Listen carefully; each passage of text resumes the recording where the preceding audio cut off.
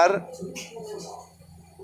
जब समुद्र मंथन के समय पर विष निकला था तो सभी देवी और देवता घबराने लगे थे और सभी जब घबराने लगे सभी ने सोचा कि इस हलाहल विष के लिए कहाँ दे दूं। तो इस प्रकार से जब भगवान भोलेनाथ को वह हलाहल विष दिया तो भगवान भोलेनाथ ने राम शब्द नाम लेते हुए रा और माँ और भगवान शिव ने महादेव ने विष का पान किया। ऐसे भगवान भोलेनाथ के लिए कोटि कोटि नमन, कोटि कोटि उनके चरणों में उनकी जय हो। उनकी बार बार उनकी नाम हमेशा हमारी जिह्वा पे और संसार की जिह्वा पे भोलेनाथ का नाम रहे। तो इस प्रकार से भोलेनाथ ने जितने व्याकरण भोलेनाथ ने ही रचाई है। भगवान भोलेनाथ की डमरू से व्यंजन के शब्द भी निकले, स्वर के शब्द भी निकले और जितनी भी व्याकरण की रचना हुई है भोलेनाथ के डमरू के माध्यम से हुई।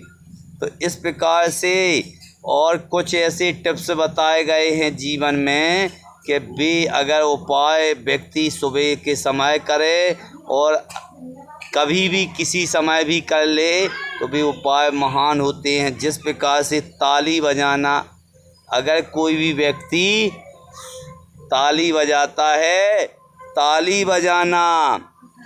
बजाना एक पूरे शरीर में प्रसन्नता को लाना है। ताली अगर बजती है तो उसकी जो इंद्रियां हैं, उसका मन है, वो सदा वो फूल की तरह से पवित्र हो जाता है। वो भगवान दूध की तरह भी पवित्र हो जाता है, भगवान की आत्मा की तरह हो जाता है और निरोगी काया भी होती है। तो दूसरा उपाय है क्या? तलवा को घिसना। अगर अपने तलवा को रगड़ के अगर घिसना तो अपने जो शरीर में है ऊर्जा भी आती है और चेहरा में चमक आती है और अपने रोग प्रतिरोधक जो रोगों की लड़ने की क्षमता शरीर में आ जाती है। तो पहला उपाय ताली बजाना, दूसरा उपाय तलवा घिसना, तीसरा उपाय है हथेली मलना। हथेली मलना ऊर्जा लाना। अगर किसी को हथेली मली जाए तो अपने शरीर में ऊर्जा का संचरण होता है। अपने शरीर में ऊर्जा माने शक्ति का संचरण होता है। और इसके बाद में नाखून रगड़ना चौथा उपाय। पहला उपाय बताया है ताली बजाना, दूसरा उपाय है तलवा घिसना, तीसरा हथेली मलना और चौथा उपाय है नाखून रगड़ना। नाखून रगड़ने से बुढ़ापा जैसे भगाने की क्षमता होती है। अपना शरीर बिल्कुल इतना ही हो जाता है कि उसमें बुढ़ापा के रोग हैं वो भगाने की क्षमता होती है। और जैसा बुढ़ापा होता है तो एक युवा अवस्था जैसी रहती है। तो ये बताया गया है। और इसके बाद में चौथा उपाय अपने हाथों की नाखूनों को रगड़ना और पांचवा उपाय है खुलकर हंसना भी, लेकिन समय समय पे उचित हंसना, लेकिन ऐसी नहीं कि राक्षसों जैसी नहीं हंसना। तो ऐसे है खुलकर के हंसना। तो हंसने से भी कई प्रकार की बीमारी नष्ट हो जाती हैं। अपने शरीर में निरोगी काया होती है, मन प्रसन्न होता है, बुद्धि निर्मल हो जाती है, ये लाभ होते हैं। और रोज़ सुबह टहलना।